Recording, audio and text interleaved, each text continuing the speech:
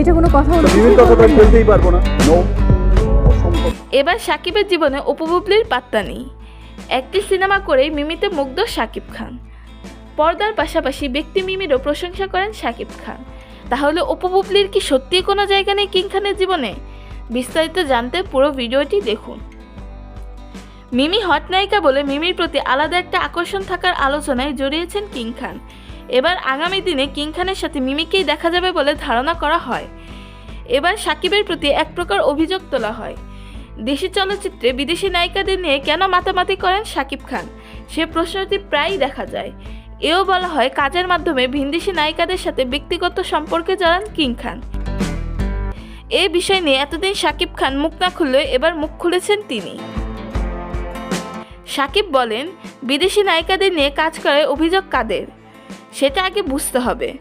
যাদের ব্যক্তি স্বার্থে আঘাত পড়ে তারাই এই অভিযোগগুলো তোলে। মিমি চক্রবর্তী সকল দিক থেকে একজন পারফেক্ট নায়িকা, যাকে নিয়ে সব ধরনের রোল করানো যায়। মূলত আমরা সিনেমা বানাই দর্শকদের জন্যই, আর তাদের রুচিবোধের জায়গাটা ধরে রাখা নিশ্চয়ই এক সিনেমা নির্মাতার নৈতিক দায়িত্ব।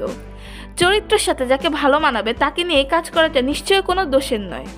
তো প্রিয় ভিউয়ার্স, এই বিষয় নিয়ে আপনাদের কি মতামত তা জানান আমাদের কমেন্ট বক্সে।